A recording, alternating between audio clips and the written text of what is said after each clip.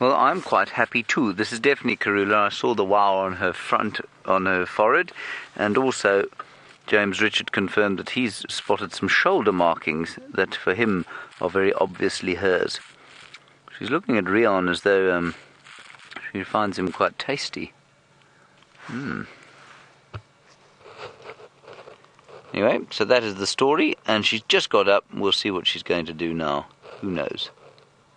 Could be anything. Could be nothing. She might lie down again.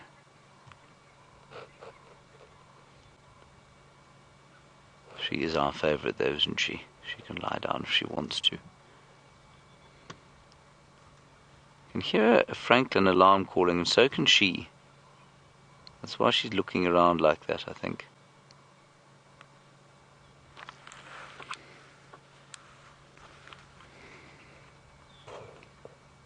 Franklin's just going, ka-chee, ka-chee.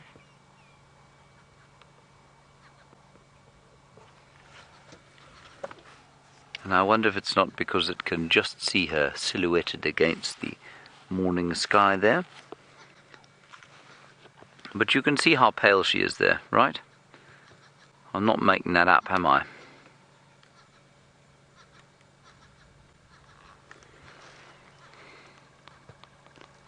Much paler than most leopards I know around here. I'm just surveying her domain now. I mean, she might do some hunting today. It's a good day for hunting. But after a big thing like that Impala, I would imagine the most likely thing for her to do is not to hunt, but to go off and mark her territory, especially after a bit of rain. And she has been sat on a kill for the last 3 days. So I think she's probably doing some marking. She's left the kids for a little bit of mum time on her own.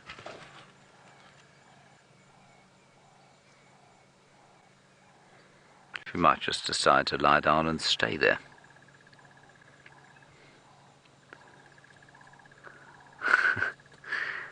Very tired. It is Saturday morning, you know, she's had a tough week. She's having a little bit of a lie-in. And frankly, why wouldn't she?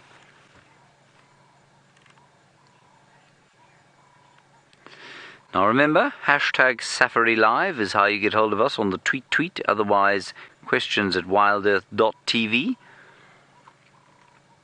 On the email, send us your questions or comments. We've had some very nice questions today. Very nice questions about Africa in general, actually. I wonder, those Franklins are still going. The male leopard might be somewhere around there. Perhaps the babies. Didn't see tracks of the youngsters. I thought, well, I did see one track of the youngsters. I think that they are not near the kill site anymore. She's having her Saturday morning spa day there, you can see. She really does look like she's having a chilled out day. She's not going to spend too much time worrying about the kids today, I hope. She's fed them enough for the week.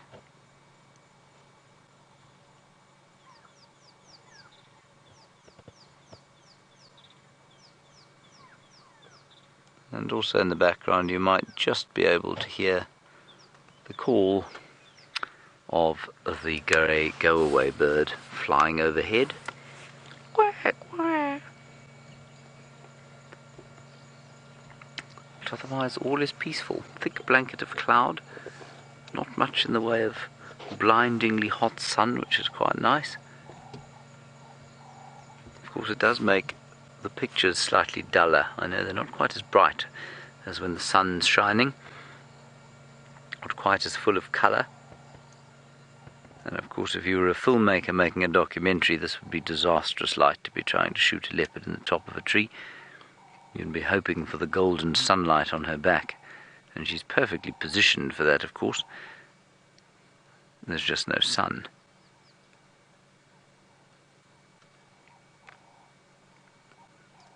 Now, what are you going to do, madam? You're going to go and have a drink? Another lie down, perhaps? Clean your nails? Have them painted? She thinks that's quite a good idea.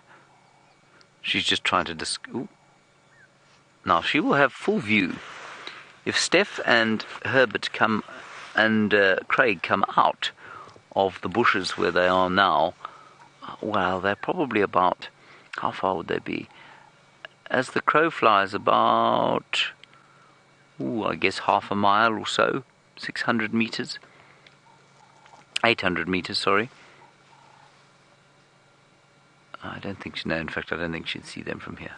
I think whatever she's looking at now, she's spotted a little bit closer by, perhaps something else to eat. I suppose this light for her, is actually ideal, because she has got, her coat is not contrasted with light, which means that any kind of possible prey species looking up towards her, you see what she's doing now? Any prey species looking towards this tree is going to struggle to see her. Let's see what she does. There's definitely a squirrel also alarm calling.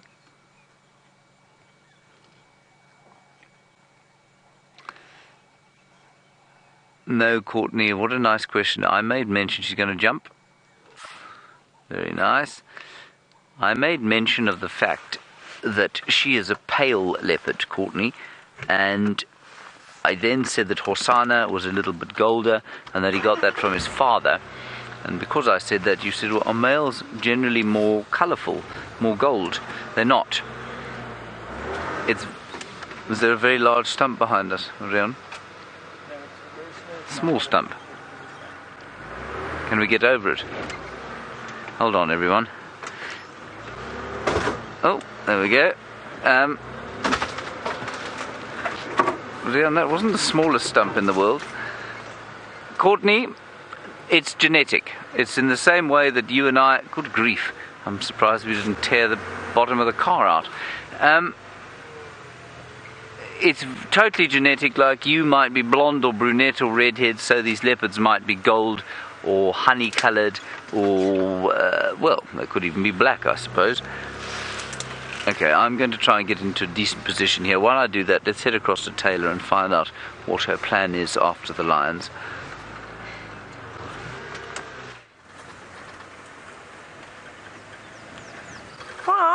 We just did a little loop-de-loop. We didn't pick up on anything, unfortunately, crossing over Buffel's Hook, over the cut line. And I'm just checking here because we're at Gari Cut Line Central Junction, and this used to be one of the favorite spots that the Nguhumas would often come and hang around, but it seems as though this year, 2017, new year, new me, obviously applies to the lions. They've decided to move into other areas now and not hang around in their old favorite spots.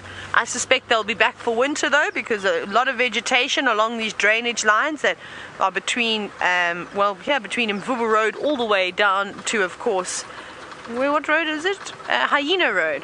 And with there being lots of vegetation around there, it draws the animals, it draws the buffaloes when the rest of the vegetation is few and far between, and then that's where they live. And then summer they live everywhere, all over, wherever the animals go, which can be frustrating for us because now they're not here and I miss them. I miss the Nguhumas. I don't even know what those little ones look like anymore. David and I are convinced that they've now fully grown adult lions, hey David? Yep. Not cubs anymore. And especially after seeing those 6 cubs briefly yesterday, I mean, they're tiny, they're little tiny tots still. And then Nguhumas will be much larger. But we're going to go over the dam wall now. Let's see. You might be able to see me on the dam cam as well. I'll wave.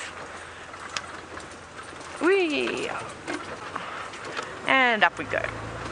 Let's see if anyone is here. No. It's very quiet, except there's a couple of Impala rams walking down, but they're still a bit of a distance away. Oh, there's a terrapin though. Oh, and a kingfisher that just dived into the water. Hi, Terrapin. Going about its day. Now, you can see how quickly this water is now drying up, so soon these terrapins are going to have to move off and find another spot to live out their days. Because when the water doesn't even go over the top of your shell, that can cause a couple of problems. Be very vulnerable to all sorts of the big raptors. They'll spot you.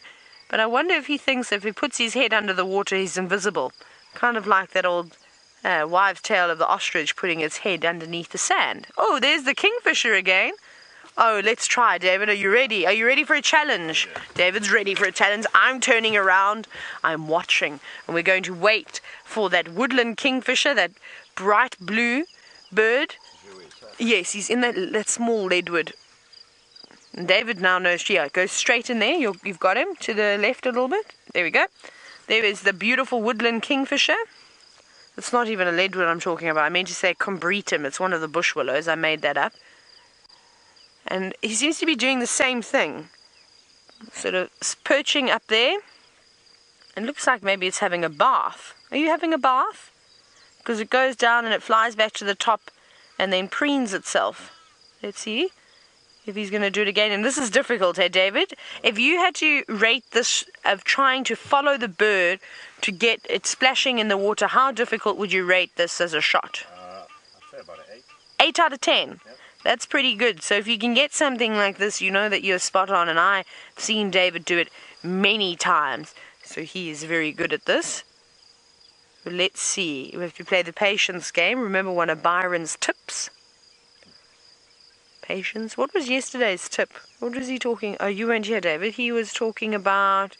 It was very funny. I'm enjoying Byron's tips of the day.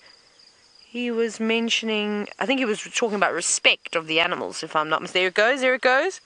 Bang. Nice.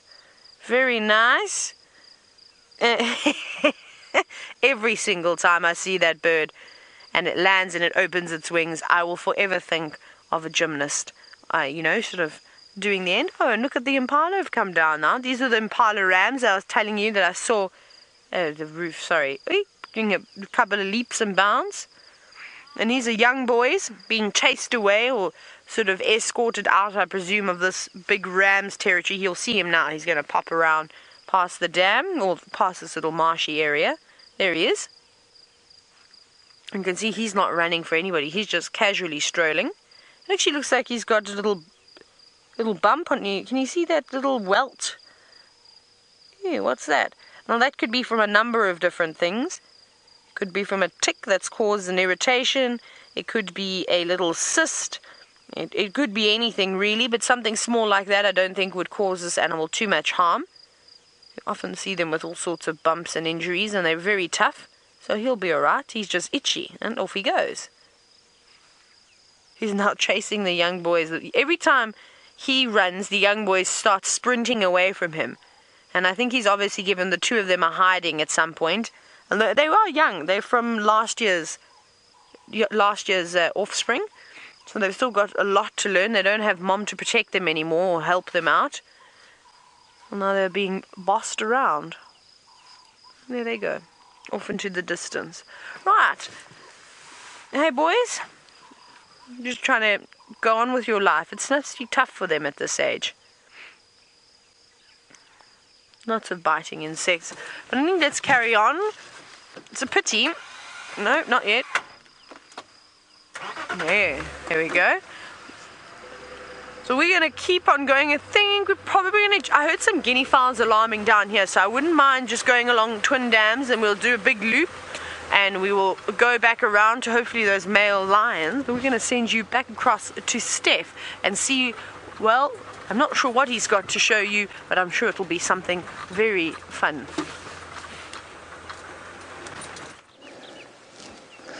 Well, a couple of months ago, I found the biggest colony of trap-jaw ants that I've ever found here at Djuma. And I didn't have the chance of showing it to you at that time.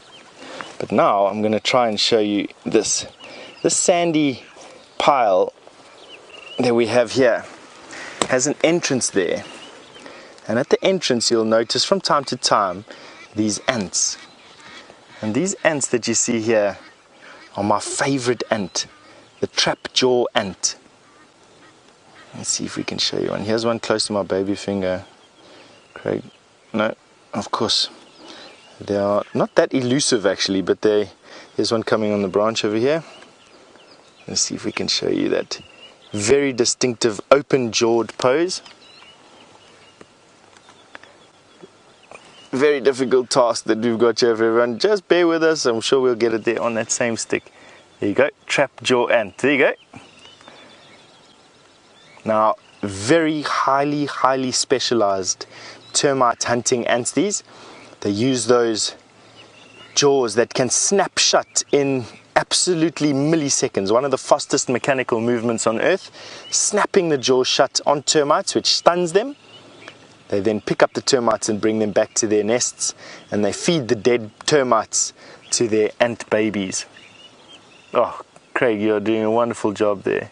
So that, everybody, trap-jaw ant and their colony. The largest one that I've ever found at Djuma, and basically fills the base of this entire bush. It's one of the largest trap-jaw ant colonies I've ever found, in actual fact. So you can find out a little bit more information. There's so much floating around out there about these wonderful creatures.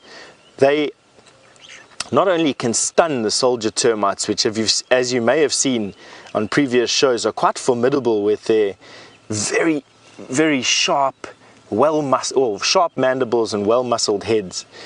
But they can close these jaws so hard and so quickly onto the head of these soldiers that they can actually stun a soldier termite and get past them and into the nest.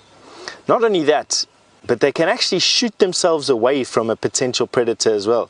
So they can close that jaw so quickly that they can shoot themselves away from a hard surface and bound away using their teeth basically as a propellant.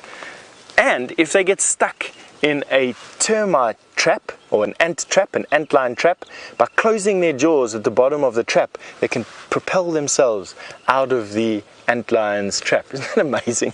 It's just, I don't know, I found these Mother Nature's evolutionary quirks out here. I just found them absolutely fascinating. And this is the bush that we found that particular this particular ant colony under. It looks like nothing, but I must say I was quite excited when I found it for the first time. They've got some water close by. There's obviously a lot of termites. There's a lot of harvest areas, and I think that that's exactly, again, stayed. They are nomadic. They will move from the point. They've bombarded all the termites around here. The termites cement their hole and just go in hiding. The ants know that they need to eat, otherwise their babies will starve, and so they just literally move their colony. All right, we're going to send you over to James. We are losing some signal. We'll catch up with you in a little bit. We've just moved around a little bit and changed the things up here. Hopefully we'll get a decent view. Rihanna, can we have a look at the leopard if you don't mind? There we are. We've got an extra inch of her. Now what I did was go and do a drive around just to see if the cubs weren't around, because there was a lot of squirrel alarm calling. I still think they might be in the dip below. So what I'm going to suggest is that we spend another sort of 10 or 15 minutes with her. She's not in the most active mood today. And then go and see if we can't find the cubs, perhaps in the drainage line just to the south of where we're sitting now. And if we cannot, well then we'll come back here and hope that she's still around. I'm very distressed while we sit looking at this leopard. Of course we have had 2 Birminghams and we now have a queen, but where, in the name of sliced bread, is the Nkuhuma pride? I find it very distressing that they have absconded. Now, Mandy, you're wondering who names these animals. Well, Mandy, we could sit and talk about that for a very long time. The general form for the leopards is that whoever the tracker and ranger are that find the cubs first gets the naming rights, and then that is put out to the general guiding community of the area, and agreed upon. So, by rights, therefore, Brent Leo Smith should be the one to name, for example, Karula and Hosana, which he then deferred to the senior rangers of Djuma, Aubrey and Taxon, and they came up with Karula and Hosana. So that's basically how it happens. Sometimes, however, there's great debate, and people become extremely upset about the names that are given, and they feel that they're not appropriate, or they don't properly represent the characters of the leopards, or, well, although you found her first, I've spent more time with her. No, you didn't find her first, I did. No, I found her first. No, I didn't, it was my tracker. No, but your tracker isn't as nice as my tracker, and so I think we should be able to, and it goes on and on and on, and it becomes so deeply boring.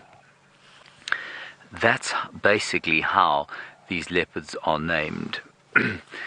The lions, it seems to be a lot more lost in the mists of time, because lion prides get names largely from where they live, and sometimes not. I mean, in the case of the two prides that we see, it's definitely not where they live. The Styx pride, named for the river Styx that you cross if you're going to the underworld, and the Nkuhuma pride, named for the brown ivory tree. Now, with lions, often the prides are very ancient. Well, very ancient. They're quite old. And the Nkuhuma pride certainly, I think, is older than Safari Live is. And obviously there are almost certainly none of the same members of the pride that were there at the very beginning. And the pride just gets replaced, I mean, the females get born, the older ones die, it gets bigger, it gets smaller. I mean, it was 9 lions when I got here. It's now 5 lionesses and the little cubs. And we think of the 5, 3 of them, no, I think 4 of them are females. And so, it will soon be back to 9 adults. And I don't know who decided on the names or where that name came from. The Birmingham Boys, of course, Taylor spoke to you about earlier today, and she was talking about them obviously being from the farm Birmingham. Now, speaking of Taylor, she is on quarantine clearings, which indeed gave its name to Quarantine the Leopard. And let's find out what she's doing with some primates and some fossilized antelope. Now, you might be able to see the tops of the trees moving, but it is not the wind. It is the baboons. The Gowrie gang is back. There they are. You can see them jumping about in the marula trees. And there are quite a few of them, so if they're not going to come out and show themselves, I think we're going to go to them and find them. What do you think, David? Seems like they're pulling a sneaky and trying to hide. Right, we're going to reverse very quickly. We're going to go on one of the other roads. I haven't got too far to go. And I think if we do that, we'll actually get a better view. So you might just have to bear with us for just a moment. Let's go round. That's so nice. There's also our friend, the big male wildebeest, is back. He's up here, so we might see him if we could jump onto this road now. Yay! And we're slowly making our way towards the lions, but it seems as though that they're still sleeping, so I'm not in any particular hurry just yet. Whee! This is exciting. There's male Impala chasing each other. They're all sparring. Look at that. The 2 big boys having a go, fighting each other, chasing each other around. And that's a big Impala at the back. Look how quick they can run. Just see that white coloration under their tails, not the follow me signs. There's a whole lot that have joined in now. You can start to see the baboons too. They always look like they're having the most fun. Oh, the baboons are jumping out of the tree. There they are. They're in that tree there. Now they're coming down. Come on. There was a couple of them that just leapt out the tree, and I think the rest will come down shortly. There they are. Gee, big leap. And look how nimble they are. It always amazes me. I love that sort of backslide. It's almost like a fireman going down a ladder. Here's a little cheeky one looking at us between the branches. That looks like a youngish baboon. And where are the elephants when we need them to shake the marulas down to the ground? We might actually just try and sit at this distance. I know it's quite far away, but the baboons are so nervous of the vehicles and of us as humans for being persecuted for pretty much most of their lives. And they don't get persecuted out here anymore, but it's a natural fear that these animals end up getting. And the farmlands in the Eastern Cape, they were huge pests.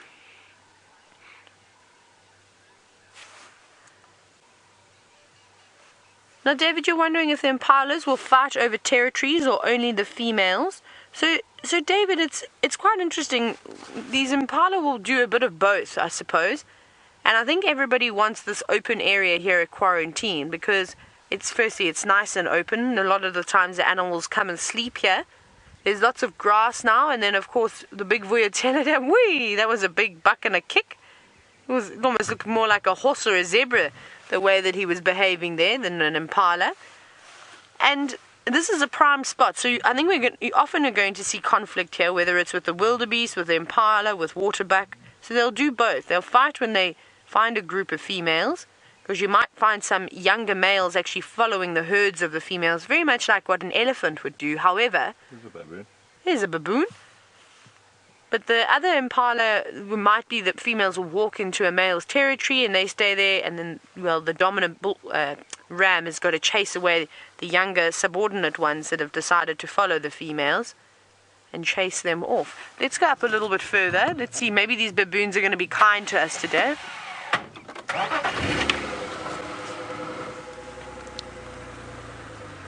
Now, Justin, looking at their beautiful horns, and you saw how they were clashing horns just now, you were wondering if there's a benefit to the curve that they've got.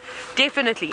I think it's mainly got to do with being able to... You see, the animals don't really want to kill each other out here. Like when an impala fights, it wants to be... It's an argument, they push and shove each other around, and then that's the end of it.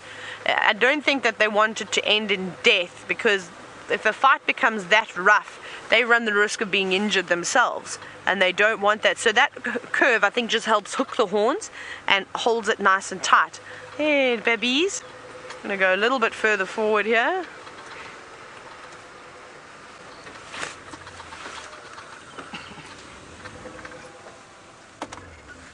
Here we go.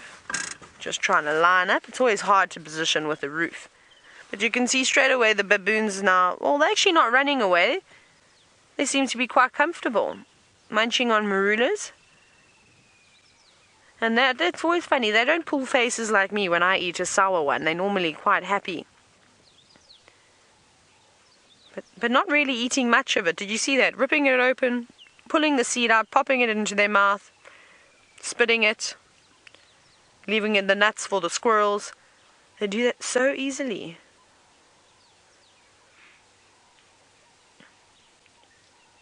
Look at that one on the right. Look at its hairdo, David. It looks like it hasn't brushed its hair yet this morning. Wait till it looks around at us. It's got lots of curls. You need a hairbrush, my friend. You'll have to go and create one, or at least run your fingers through your hair. And I think it's because they may have got a little bit wet at some point too. So they're looking a little bit on the scruffy side.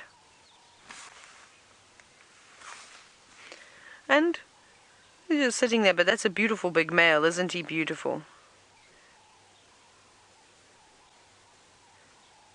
Well, he's hidden himself perfectly behind the base of that marula tree.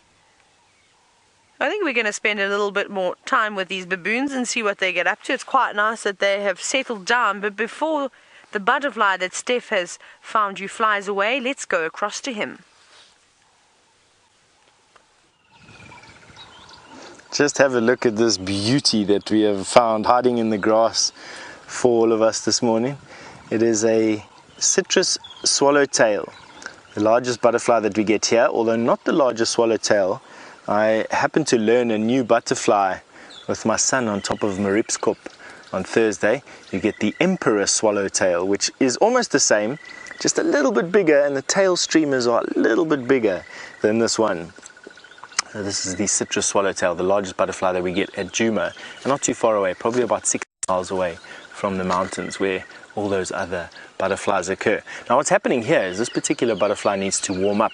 Now what she's done is she's probably slept the night away in the grass, much the same as the leopard using the grass to slow the air movements down. Well, the phenomenon that air moves slower on the ground due to more resistance from the grass, and therefore spreads the smell of the carcass less far away from the kill. The butterfly does exactly the same thing. The air movements in the grass are a lot slower, and so she will lose a lot less heat to the environment during the night by being low down and in the grass. And that's what she's done now. Now what she's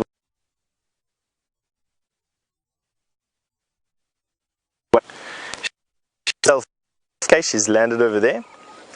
She's faced herself east, and she's now sitting with her wings open to catch the rays of the sun as they come up, and she's then catching those rays on the wings. And that's what butterfly wings are actually for. They're big, just solar radiators. The scales on those wings have evolved into these brilliant colored reflective plates that they use to signal to one another and to talk to one another. And this citrus swallowtail is giving you a prime example of just how beautiful they can be. Just have a look at that. Even to the false eyes at the bottom, so closer to you, she's got a series of false eyes there. And that's so that when and if she gets attacked by a bird, the bird will attack their head first and not maim her completely initially, giving her some time to get away. Isn't that just unbelievably awesome? Wow. Here she's closed her wings just to maneuver a little bit better. You can see that she almost disappears completely when her wings are closed like that. Now, called the citrus swallowtail because their caterpillars are very fond of citrus fruits, and quite often the caterpillars do some damage in orchards around here. But to be honest with you, I don't mind their caterpillars so much. They've got a beautiful caterpillar. Big, green, lovely caterpillar. Right, she's flittering around. Hasn't it just been a fantastic morning for these types of things so far, to be quite honest with you? It's a lovely, lovely, lovely day. Now we're standing underneath a torchwood. Now, this particular torchwood doesn't have any seeds on it, which is quite weird. I've been waiting for the seeds of these torchwoods to start falling, and this one has disappointed me. Last year, none of the torchwood seeds that I looked at could give me any seed, and therefore couldn't give me any oil, and I couldn't test the flammability of this oil. So I've been waiting an entire year to see if I can find the seeds of another torchwood, so I can break them open for you so we can light them and see how flammable the torchwood seed oil is, which apparently is quite flammable, something I've never tried before. Alright, well, since I'm not going to show you the torchwood seed oil here, and James has got those lovely leopard to show you, why don't we send you over to him and I'll catch up with you in a little bit. I'm not sure that I've ever seen a lovely leopard like this sleep this soundly in a tree for this period. She is completely and utterly relaxed. So we're going to spend 5 more minutes with her, and then we're going to head off and see if we can find the cubs. While we do that, I must just tell you, of course, that I too have much times tried to get the seed of a torchwood to light up, and embarrassed myself thoroughly. In fact, the only way I could get it to burn one day was to sort of torch it. Viam has this sort of almost welding torch that he uses for various bits and pieces, largely for burning off cable ties.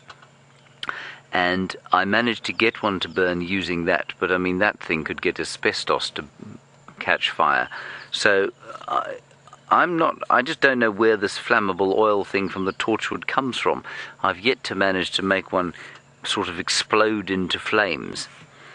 I've told countless people through the years about how it's called a torchwood because the seed produces a flammable oil which can then be soaked in rags, and those rags will then be lit up, and people for centuries have used them as torches.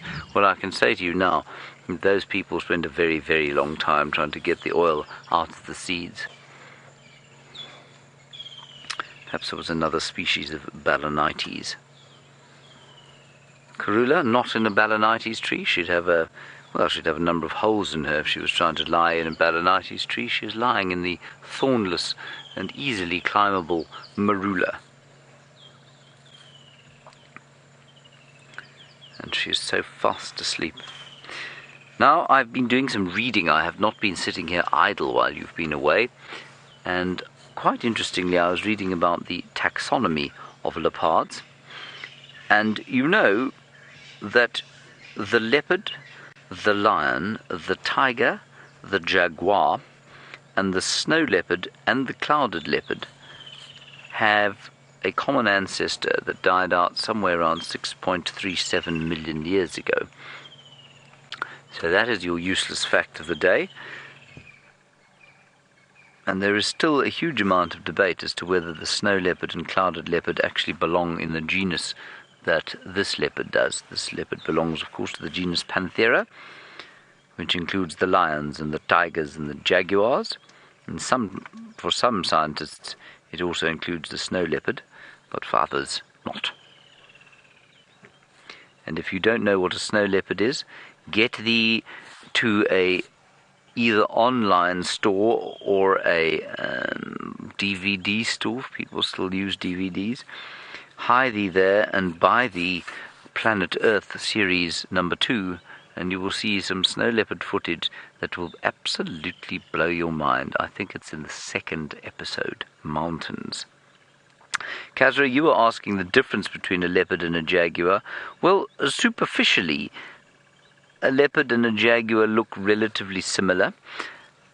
The leopard is smaller than the jaguar, though, and its rosettes are not quite as large or as widely dispersed. So you can see the rosettes. Can you just zoom in on the back there, Rian, if you don't mind? Yeah, somewhere up there. There you can see the rosettes. That's perfect. If you just stick on the middle of the screen there. Those rosettes on a jaguar are much wider, and they've got a central spot, which obviously they don't on the leopard. And while their common ancestor from 6.37 million years ago probably crossed the Bering Strait between eastern Russia and what is now Alaska, is it? Yes, I am correct, yes. What is now Alaska.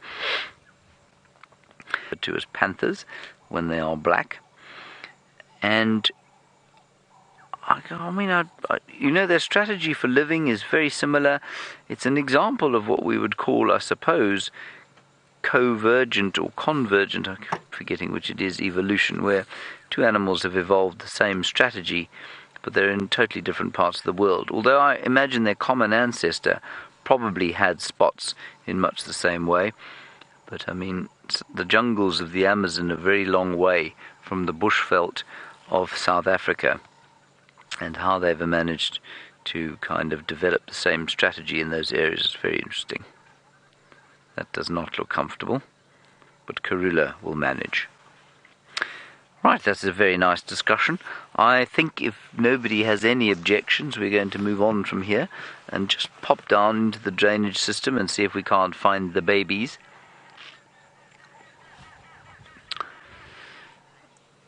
And Rave, while we think about moving, you're saying, has Karula ever had an encounter with a lion? How do they avoid lions? Well, doing what she's doing now, they climb trees to get away from them. Lions can climb trees, especially a tree like this, but because they are roughly, a female will be roughly 3 to 4 times, well, about 3 times as heavy as Karula, she can obviously get much higher than the lions can before a branch will break.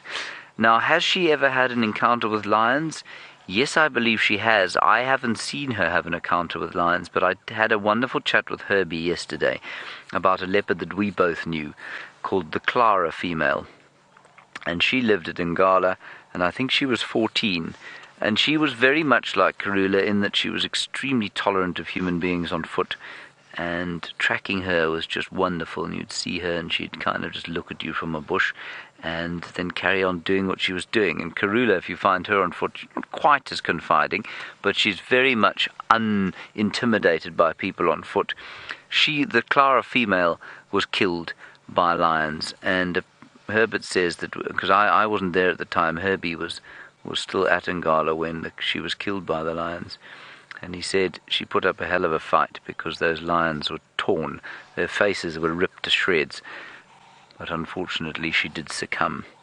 And you know, there's a beautiful story about that because she was buried there. Normally the locals, the trackers and guides of the area are fairly... We certainly used to try not to be too emotional about these cats.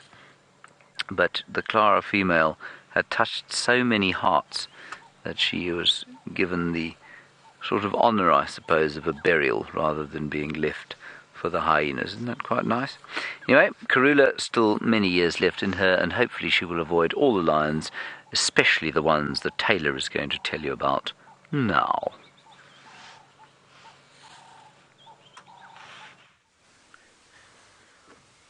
I do hope Karula does not encounter the lions. But we've got back at the Birminghams again, and they are fast asleep. Now, earlier we were talking about the specific identifying features that each of these lions had. And Tinyo is now sitting perfectly so that I can show you all. You can see on his right shoulder, and actually it's perfect, you can see there's a bit of a black patch there. He's always had that. And he seems to be the one that has got the mange, and we suspect that the mange has come from Tinyo and passed on to the sticks. And then also you can see that he's got that half moon sort of cut out of his ear, on his right ear. It's sort of missing a little notch out of it. And then, of course, he's got that scar on the left-hand side of his face. Is it the left-hand side? No, I can't. Yes, it's the left-hand side of his face, where you can sort of see his canine sticking out. Now, Mfumo is a little bit more difficult because he's hiding away. But like I said, he's got a very chubby face, and then of course you have to look for that big gash that he has just next to his nose on the right side of his face. Those are sort of the easiest ways. Nana, I think my favourite of the Birminghams, has got an equal sign on his nose. It's two little scars that look like an equal sign. And then Nsuku is just beautiful. He has hardly got any scratches. He's got a big mane, and he's quite a big-bodied lion too. So if you can work out the other three in Birminghams who have got quite specific identifying features, then Nsuku is sort of the odd one out because he's just so beautiful and very few nicks. So when you see him, and he's got very yellow eyes as well, he's almost got golden eyes. If you see that, then you know that will be Nsuku.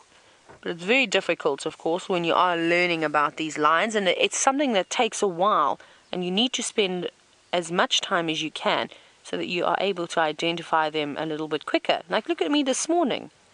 We came into the sighting, obviously it was a lovely surprise, and I couldn't work out who was who. Now, Tuna, you're wondering if a darker mane typically means more testosterone. Yes, and it's not just with lions, but with all the animals. You look at giraffe, you look at an eland, which is an antelope, even looking at the body of a kudu, is that as these animals get older and older, the more dominant they become, of course, their color then starts to enhance. So you're quite right. The more testosterone, the darker the colors of the animals. And it's like giraffe. I've seen giraffe that are almost pitch black. And the only thing that really goes dark on lions is their mane, but not all the time. Sometimes you have a lion that has got a blonde mane, but also the rest of their hair on their body seems to go more of a grey colour than that typical tan colour that you see on the lionesses. But it's starting to darken.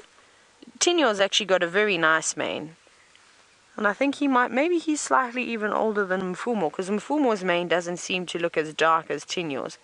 It's quite difficult to see because he's hidden now.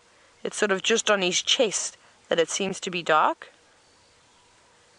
But the rest of his mane seems to be quite blonde still.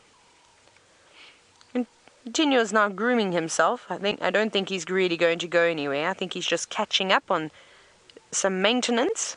He's always got to look good.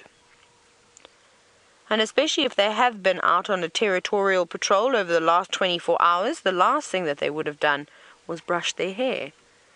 So they better get back to that and stay nice and neat. You can see he's biting away. Maybe he's got a couple of burrs from the various grasses, maybe even a few ticks.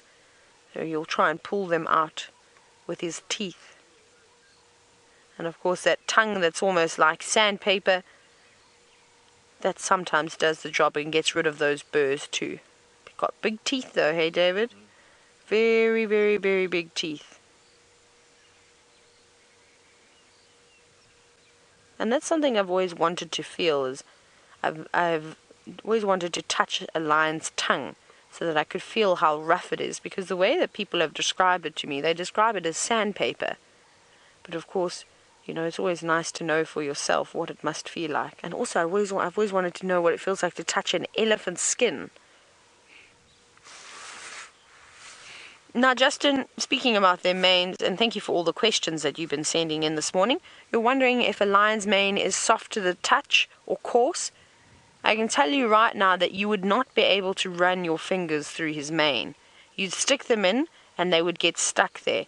Often it's just sort of the surface, the top hair, that gets groomed quite nicely. And it's the problem that I have with my hair, is that if I just brush the top, if I take a brush and start running it through my hair, it doesn't reach the underside of my hair, which is exactly what happens with a lion's mane. So that part underneath, the top bits of hair, become coarse and matted, and then it's almost impossible to run your fingers through. But I'm sure that their mane must be a little bit soft. I think it would be something in between a Labrador's hair or a Golden Retriever's hair, because it's a bit longer, and a Irish Wolfhound. So a little bit wiry. It's something in between. But like I said, unfortunately, I haven't really touched any lions too much. But next time, if I ever get to do darting, or maybe they're doing work at a lot of these game reserves, especially down in the Eastern Cape and these private reserves, they often move animals around and trade animals to bring in new genetics. And then you get an opportunity, of course, to get in touch and see these animals up close while they are sedated, which is quite incredible. But we're going to go across to Stef now, and you saw those baboons eating marulas. I think Stef is about to eat some too.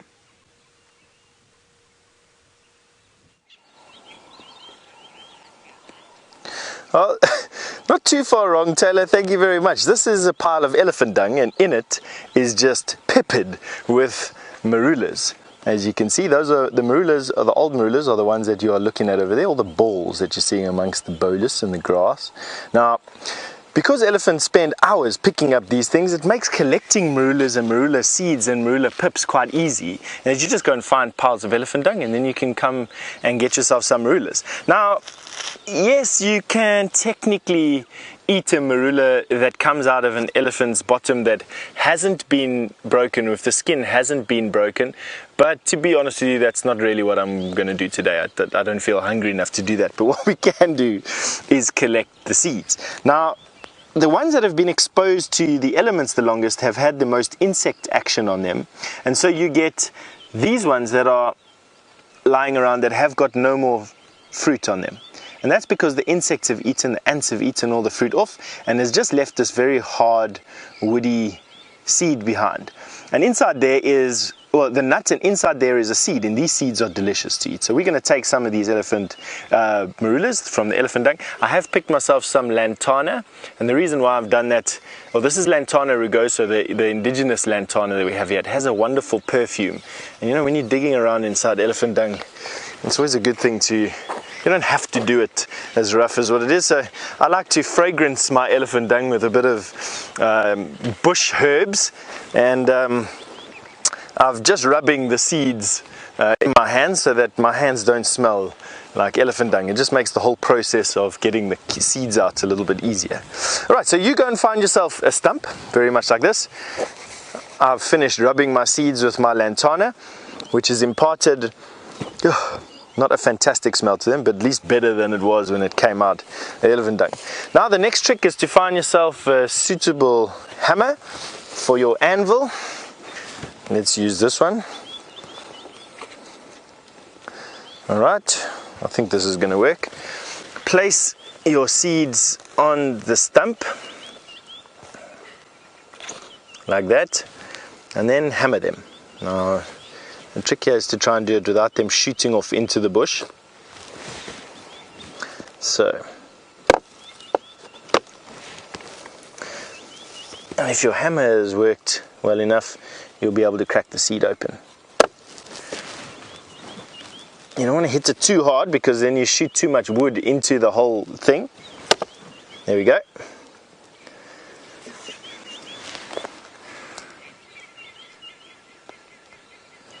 Now, one of the reasons why I'm not collecting all of them is the fact that the squirrels around here collect these for their winter stores. And these are very full of fat. And so I'm just going to do it for demonstration purposes here. I'm going to eat this one because we've done the hard work of opening it. You can see now I've uncovered the seed. There, pop it in my mouth. On that note, and talking about squirrels, why don't we go and see what James is up to? He's got one of those leopard hunting ones. Right, we have found a squirrel, everybody, and if you listen carefully, you can hear it going, but now why would it be doing that, Rian? Why on earth would the squirrel be going, oh, look at that. It is Hosana, sitting in a false thorn tree, and he has been hunting the squirrels. You just sneak forward and you'll get a look at him. There we are. Back a bit, I suppose. Well done, James. Brilliant job. Now, he was facing the other way, and that squirrel came running along the branch, shouting at him from some distance away, and then Hosana thought this is no good at all and turned round. And now he is eyeing the rodent, thinking that might be worth eating. And the rodent is taunting him.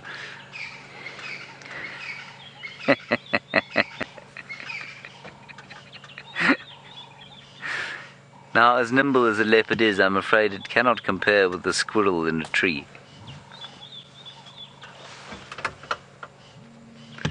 And I'm sure Shongile must be around here somewhere. But this is where the squirrels have been alarm calling all morning, and I drove in from the other side briefly. I couldn't see anything. And we came in here, and he decided that he was going to climb the tree and see if he could kill the squirrel, which he has failed to do. So now he's pretending that he'd climbed the tree just so that he could have a rest.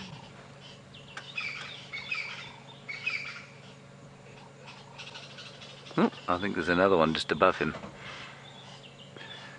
Now, I don't know if you recognize where we are. We're not far from Karula. He's probably sitting only about 300 feet, 100 meters from her.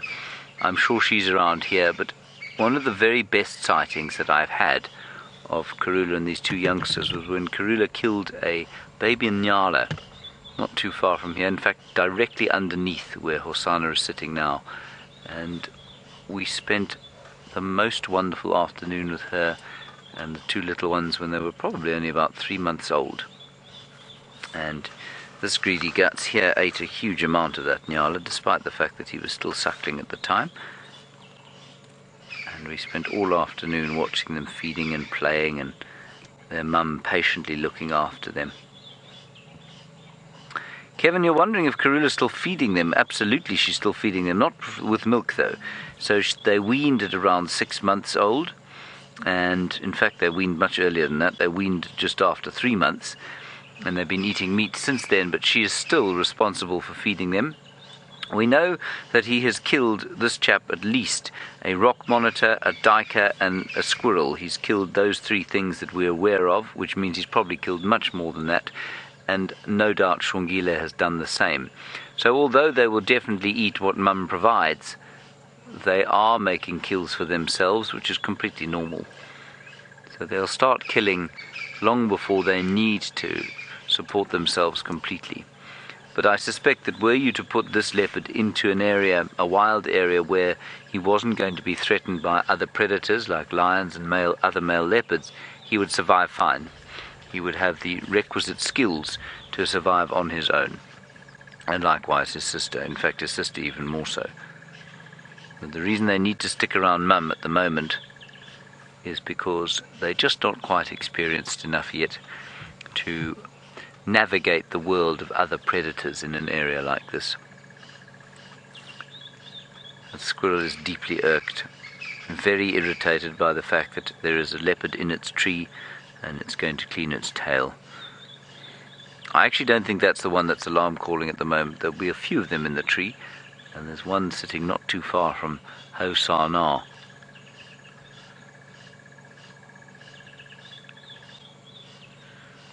And if you have just joined us, Hosana means little chief, as opposed to praise the Lord. It's spelt with only one N, and it's formed from the word Hosi, which means chief or king in Xitsonga, and the diminutive form of that is Hosana. You just put ana on the end of the word and it immediately becomes diminutive.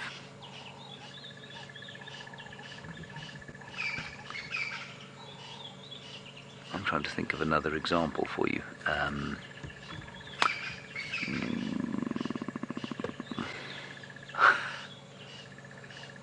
Well, a leopard, for example, or a lion. A leopard or a lion is Nyala in Xitsonga, and a little lion or a lion cub is Ngalana. A leopard, Ingwe. A little leopard, Ingwana. Now, we're going to wait here and see what Hosana does, see if we can't find little Shongile. While we do that, Stefan, I believe, is looking into the face of mud.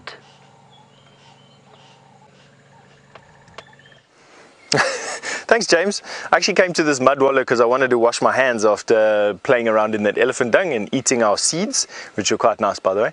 And we didn't find any water. But what we did find was quite an interesting story inside this pan, at least anyway. There's a story here of two baboons that came down to the pan and wanted a bit of a game. And the one baboon walked into the mud and got stuck. And his friend had to come and help him to get out. And then they had a bit of a game and they jumped out. And I'm going to show you what I think happened over here. So the first baboon is this one here. The one that we can see these scrape marks in here. And that what we're looking at there is the tail of the baboon. The second baboon is his friend, and this is his footprints here. That's a baboon footprint there on the slightly harder mud. So this baboon came into the mud here and got stuck. Now hopefully I don't get stuck here as well. And got stuck here.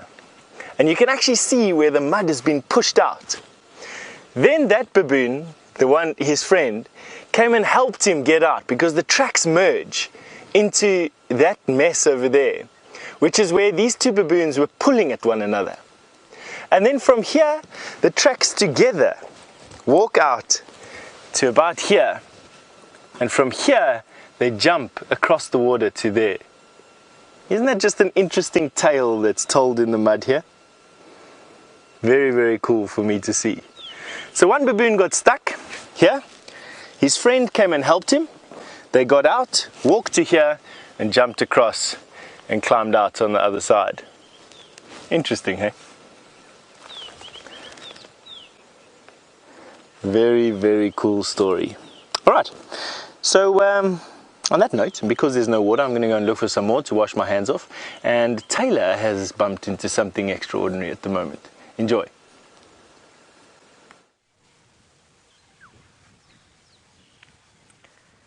Sometimes it's so nice just to have a helping hand, especially when you're stuck in the mud. I know that I could have used one the other day. David, remember when I was slipping and sliding around? I definitely could have used a helping hand. But Tinyo is being a fantastic male lion at the moment. And I hope he's not going to go to sleep after I've just said that. Because, like I said earlier, he was grooming himself. He's doing a very, very good job. He's leaving no area open. He's making sure he's groomed all of that hair. And he's looking quite nice now. His coat is all nice and flat. It's not so ruffled anymore. And now he's just getting the tender bits. And you've also got to keep everything clean. You can see his mane is also looking a little bit nice. He combed it slightly. But these two Birminghams are funny looking lions. I mean, I love all of them, and they're all incredible. But I've never seen male lions like them. They both look like they've got these big swollen faces. And it must be a genetic thing. They must be from the same mother if they're so similar. Or maybe a mother and a sister that share similar genetics. Because these two they look almost identical. And it's the same thing then with Nena and Nsuku. They also almost look identical. And maybe that's the reason why they've sort of stayed together in those pairs, is because they had a stronger bond with each other.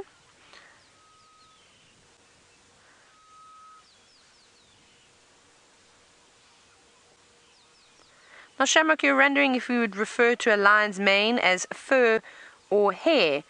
I think you'd have to say hair because of maybe the length. I think maybe that'll have something to do with it. I don't actually know. What would you say, David? What do you think? Hair or fur? I would say hair. I would say lions, you would refer to lion's mane as hair. But I'm sure that there'll be a couple of discrepancies with that. But you can see it's much longer than the rest of the fur on the body. And typically we use, of course, fur to describe animals. Like we as humans don't have fur. I hope we don't have fur. David, do you have fur? David doesn't have fur. I don't have fur. I wonder... No, we won't say that. Look at that beautiful mane though. Yes, and it's long. You can see how long it is. That's not fur. That's definitely hair. And I'm not brave enough though to walk over there and pluck one of his hairs from his mane. I think that I'd get myself into a lot of trouble if I were to do that. But beautiful, very poofy. Maybe it's because of the weather. A little bit of frizz. Sort of like my hair in this weather, or actually most of our hair in this weather. Doesn't seem to enjoy the humidity too much. But boys, I hope that you just stay here for this afternoon so that we can follow you tonight. Wouldn't that be nice? But if you have a look at Mfumo, it's like he's dead. He's fast asleep. He hasn't even twitched his tail or his ears or his nose. He is so comfortable and curled up in his little corner in the long grass under the guarri tree that I reckon it could start pouring with rain now, and I don't think he would move. He's settled in, he's prepared for all the types of weather today. Oh, what was that? Did you hear that, David? I heard a strange noise. I don't know where it came from, though. I don't know what it was. Oh, you know what it could have been? It could have been a vehicle starting up in the distance. I think that's maybe what it was. Ah, it's somebody coming into the sighting. There we go. Well, that's nice. And they've just spotted us, so they'll come through and see these boys. But I think we're going to actually leave these Birminghams. I don't think we're going to stick with them for too much longer. They're just fast asleep and not doing too much. And I think we might try and go and find those baboons and Impala again. I think that could be, of course, quite nice, and see if they're still playing around and being rowdy. But I think these boys will be here for us this afternoon. But it seems as though Hosana is still lying up in a tree. Let's go back across to James.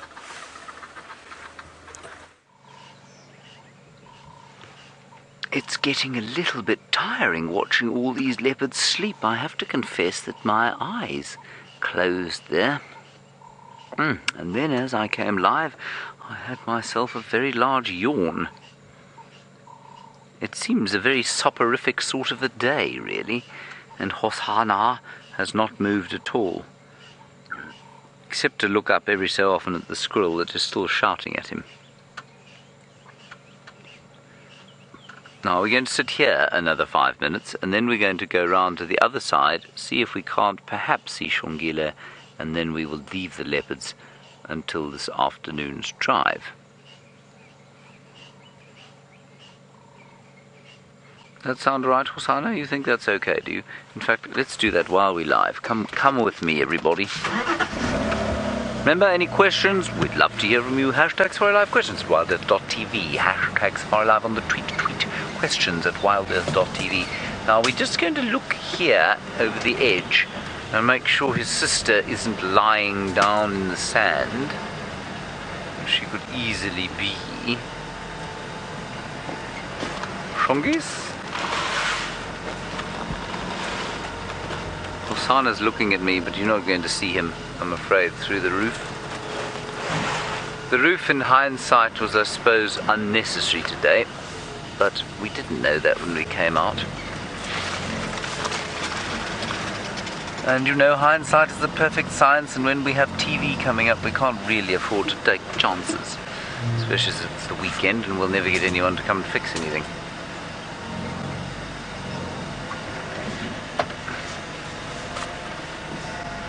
Right, while we do this, apparently Stef's got an interesting bird that he'd like to show you, so go and have a look at that. It's not every day that we get to show you woodland kingfishers from the walk. they tend to be flying away, and Craig's doing a fantastic job of holding this one as steady as he can. That bird is probably about 50 yards away from us, and I'm going to show you how difficult it was to spot. You see there? Disappearing into nothingness.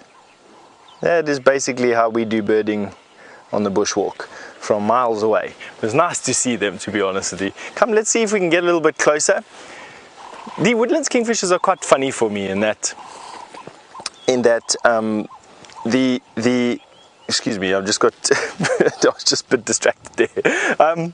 So woodland kingfisher for me are quite funny in that they come from Central Africa in the deep rainforests during our dry season here. So they spend winter in the rainforests in the Central Africa. They don't see a lot of people there, and so when they come back down to Africa after they finished, or when they come back down to South Africa at least after they finished their trip up in Central Africa, they're quite wild. They don't allow you to get close to them whatsoever, and it's because I feel, at least anyway, they don't see a lot of people. By the end of summer, so January, February, March here for us, they'll come and land in bushes like right close to you. They'll dive insects and that out of swimming pools and out of ponds right next to you, and so they lose their fear of people, and then they go back to the Congo again, or the DRC, the Democratic Republic of Congo, and they will come back again wild. Now let's see what this one particularly does. I'm just going to ask Rebecca to repeat that question again, if you don't mind, Rebecca, while we're seeing if we can get close to this bird. So Jamie, you've asked me what species of bird is on my wish list to see out here. Probably the albatrosses, Jamie. I know it's not a bird that we're likely to encounter in the bush here, but out of all the birds that I still want to see this year, and believe me, my bird lists and my wish lists change every single year, but this year I would really like to see albatrosses. For some reason, their colors and the way they're just such regal birds, such noble birds. I wouldn't mind seeing one of them. So that's my wish list for 2017, is to see an albatross. Now I can tell you that this woodland kingfisher is not an albatross, and is also not sticking around for us to see it. Now what may happen is that was the male bird, and the female is sitting on eggs inside a nest in that tree. So you can see that this marula tree over here has a broken branch that is coming toward us, and quite often that would be the fantastic place for woodpeckers to have a hole in, and of course the woodland kingfisher would then use those holes for babies. So we're going to walk closer there, and let's go and have a look. And while I'm doing that, I can answer a question from White Baby Aowen, I think, if I got that right. And you wanted to know if woodland kingfishers mate for life. Yes, they do. They are so White Lady Aowen, please excuse me there. You wanted to know if woodland kingfisher mate for life. Rather than using the word mate for life, we use a word called monogamous. So birds are monogamous, which means that they will pair up with one another. They will stay with one another for life if one of the partners does not die. But should a partner die, which is a very real and it happens here very often, through whatever reason, snake bite or an accident or being preyed upon by something or other, the other partner will partner up with another bird.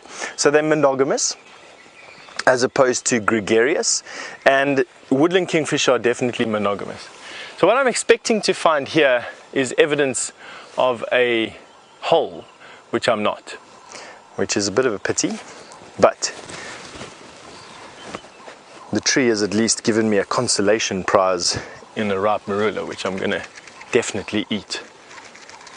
So I like rolling my marulas, because the flesh itself, eating it off of the nut, has a bitter quality to it. So what you want to try and do is juice up the fruit as much as you can, then holding it upright, not upside down, bite through the skin, giving yourself a bit of a lid, and then sucking out the juice, and then giving the squirrels some food. Now that was quite nice and delicious, actually.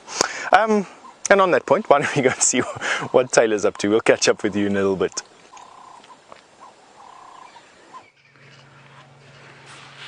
I don't know what Karula's up to. We've lost Karula, I'm afraid. Well, I'm not afraid. She's probably gone off hunting, or she's lying underneath the tree. We didn't really look. This is Hosana from the other angle. Isn't that a lovely picture of him in the deep green of the tree? I think it's rather special.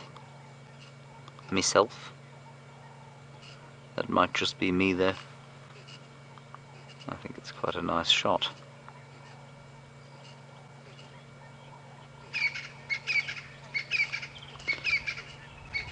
And apparently Stef called me Taylor and Hosana Karula, which is a bit odd.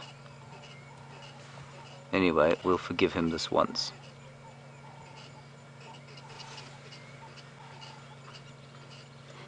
What a beautiful shot. Hey, isn't it just gorgeous?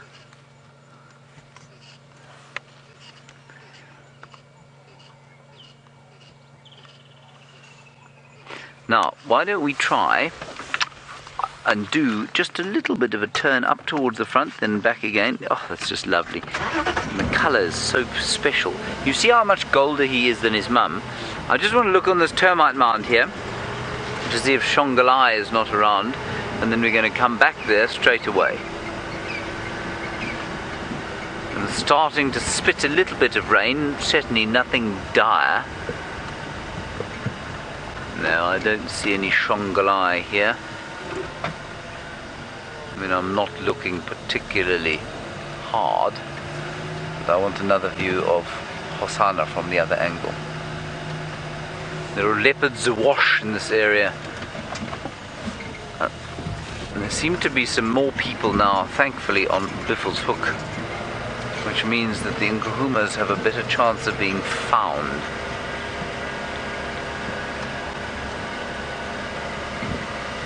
They do like this area, you know, the royal family. This area to them is like Windsor Castle, I suppose, is like to Elizabeth and her offspring and grand offspring and great grand offspring.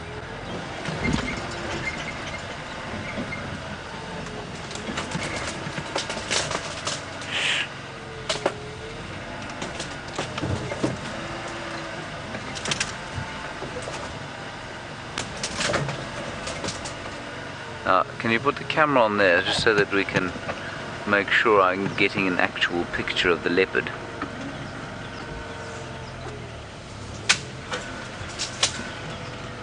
That's gorgeous, isn't it? Great pole. You've got anything there, Rian? Tree. Just tree? Yes. No leopard? I've got some spots. Try zoom in now. No. I fear me we were probably in the best spot earlier on. Oh well. I did try, everyone. Just keep on him, we might get a nice shot of him there. How's that? No good? Not best. There. That's what we want. That's a bit better. Yes. Isn't it wonderful how unconcerned he is about us? And that is a function of his mum, and that she's taught him that we are not a problem. Well, Anna, I have tried this myself, and it constantly amazes me in the same way that it amazes you. You say, how do they possibly get comfortable up in those trees? Anna, I don't know. It's all spiky, it's uneven, it just doesn't look comfortable. It doesn't feel comfortable when you climb in them, so I don't know how they get comfortable. He's pretty good at it. His mum, as you saw earlier, is quite good at it too, but she's off the tree. She's so fat now, I'm pretty sure she's probably snoozing on the ground. It's just a safety thing. It means they can sleep soundly. But where little Shongalai? Shongalai will be around here somewhere, and probably not in a tree. She doesn't seem to like it quite as much as he does. I think from his earliest days, he spent more time in trees than she has. The squirrel's still making little complaining noises. just going to go back very slightly.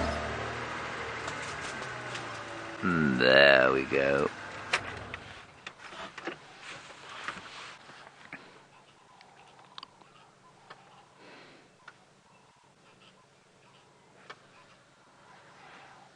What a peaceful scene. Oh, there's the squirrel. Rian, it's just above his head. About, I don't know if you're going to be able to get it. Can you see him there? There you are.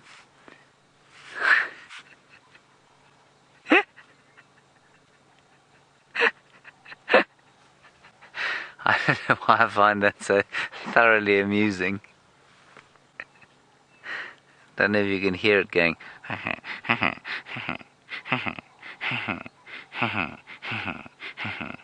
Every time its tail goes up, and that's why it's looking down on the little prints of predators. And there's another one there, Rion, off to the right hand side, off the right there, coming down the branch. That's it, he's there. You got him.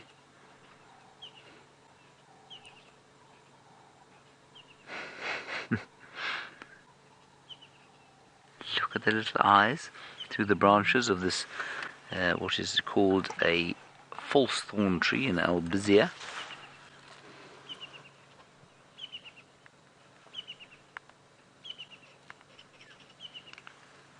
Oh, moving closer.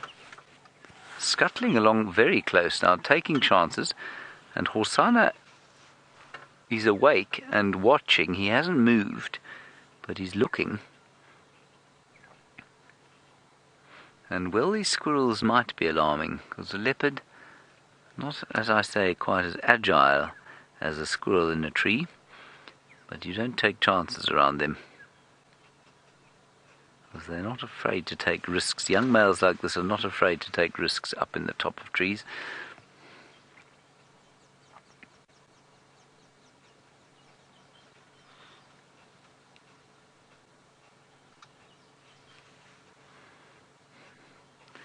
Yes, I wouldn't be moving freely around this tree if I was a squirrel today.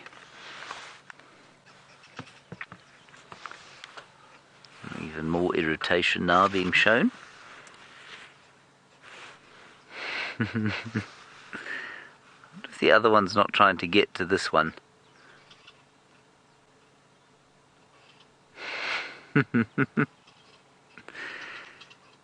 You know, he probably woke up this Saturday morning and thought, well, I'll go and get a couple of marula nuts, read the paper, have myself an espresso or two and enjoy the weekend. And he woke up and he found that sitting underneath his tree, and now in his tree.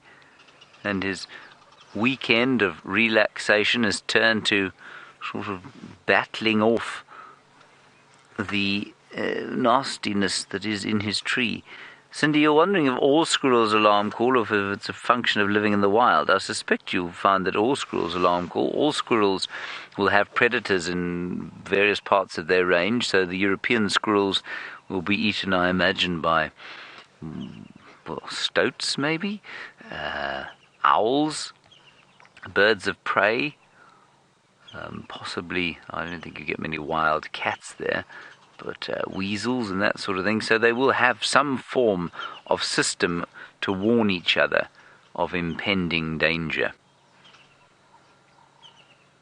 I'm probably not as sophisticated as the language here, because of course here they are threatened by birds, aerial predators, ground-based ones like these leopards, snakes which will climb in and amongst the trees, African wildcats, genets, civets, leopards, you name it, everything will eat a squirrel. And Linda, while I'm just referring to squirrels, of course I haven't told you that this is something called a tree squirrel. And that's what that is, a tree squirrel. And that's the only squirrel that we get here. You do get various other squirrels throughout Africa, and a couple of others in South Africa, the ground squirrel being the most notable one. Oh, leopard's getting up.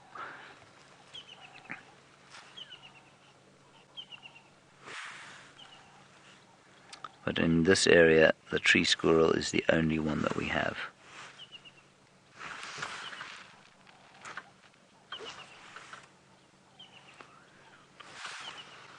Let's see what he does. See what he decides to engage in. Right, Stef would like to say goodbye to you. He can obviously smell bacon back at the lodge. He's had his fruit and soon he will have his cereal. Let's go and find out what he's going to eat.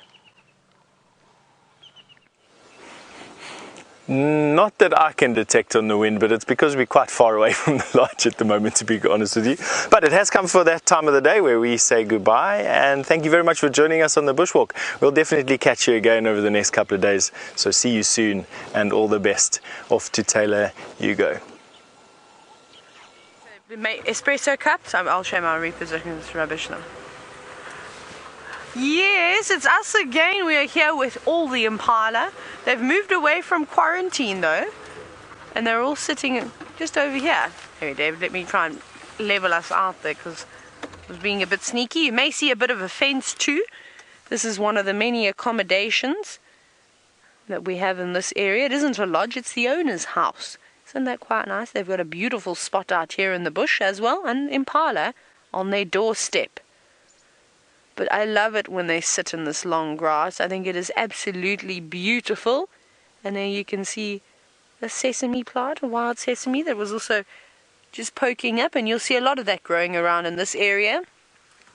And look how big those little ones are. They have almost tripled in size. They don't look like little Impala lambs anymore. They're growing so quickly. And it's always the saddest thing I think about my year is how quickly all the animals grow up in the bush. And I suppose it's important. They can't stay little forever because they're vulnerable when they're, of course, this age. So the quicker they reach adulthood or look like an adult, the better chance they have of surviving. Because as you know, of course, if there's an opportunity to, predators will go for younger animal species just because it's easier for them to take down and they run the risk of they run less of a risk, of injuring themselves. Hello, little one. And they were all sitting down in this grass, and then one Impala gave an alarm call, but it was a male that was chasing another one, and they all jumped up and ran away. And I always feel so sorry. Oh, there's a baboon sitting on the termite mound at the back. Can you see there, David? One big termite mound, a loo with a view, and I'm convinced now that baboons also sit on termite mounds to warm their bums up. I think that's a good idea. It's like a little seat warmer. I'll never forget that day, David, that we saw the squirrel sitting at the top of a chimney of a termite mound on a freezing cold morning. And I wonder if baboons not only use this to defecate, they always like to defecate on top of things, and I wonder if they don't get warm in the process as well. But we haven't been spotted yet, and that's why this baboon is so relaxed. Because if it realizes that we are looking at it, it'll probably race away and find the rest of the troop. And I'm not sure where they've gone now. Should we go up a little bit further? Let's see. Have you got another one? Oh, there they are. They're hiding in the bush willows. Hello, little one. It knows it's been seen. Running back into the leaves for cover again. And that was a youngster. Not particularly tiny, but probably only a few months old. They're a little bit shy. Oh, there they are. They're just sitting underneath that bush willow. And there's a fine mist that's come through now. It's sort of a bit of a drizzle, not a heavy one. So I think that the baboons will probably move and start sitting like they are now underneath bush willows and perhaps in the marulas with their nice thick green leaves to help keep them sheltered and keep them nice and warm. There's the little one again, climbing over the top of everyone's heads. That's actually a nice spot. I think that bush willows, particularly the variable and the large fruited bush willows, make some of the best hidey holes and places to sit when the weather is not wonderful. Because at least there's some nice low branches that they can sit on. Lots of leaves, there's lots of coverage there. We've even got a beautiful Nyala now. God, look at this giant. Hello, boy. Here we go, you can see the fence now. But he's not hanging around on the open area by himself. Everybody moved out of that way. And so he's also come down just to join the rest of the eyes and ears in this area. Beautiful. It's really, really lovely. I think, though, we're going to get quite a bit of rain, David. Look at all this mist in front of us. See, it's starting to come. This is what happened the other day, where this mist came through and then all of a sudden it started to bucket with rain. But luckily we're not too far away from the DRC now. But it's that time of the morning where we are going to have to say goodbye to you. But it has been absolutely wonderful once again.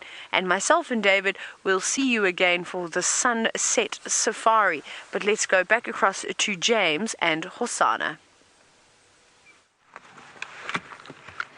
And, well, I'm afraid not a huge amount has happened here. The squirrels continue to shout, but not much else is going on here at the sighting of Hosana the leopard and Gerald the squirrel and his wife Matilda. Matilda cannot get to Gerald. Gerald cannot get to the breakfast that Matilda has cooked for him. Sorry, it's a modern family. Matilda cannot get to the breakfast that Gerald has cooked for her. She's upset about it. There's a leopard in the way. They don't know what's going to happen over the next little while. It's all rather distressing if you happen to be a squirrel living in this albizia tree during the course of this Saturday morning. Let's have a last look at the leopard, and then we'll probably have to say goodbye to you. And as Taylor says, a fine Scotch mist starting to blow in now. It's starting to wet my fingers, and mercifully I think we'll probably get home before any underpant wetting takes place. And that, of course, is the best time to be home. One doesn't want, as I said at the beginning of our drive, wet underpants. We picked up a number of insect passengers during the course of the day, most of which are now crawling around in my clothes. So we're going to say goodbye to you now. Thank you for coming on Drive. What a wonderful day we've had here with these two leopards, lions, and various other things that Stef has found for you. A big thank you to all of you for your questions and comments during the course of the day. We will, of course, see you this afternoon at 4 o'clock. Until then, bye-bye.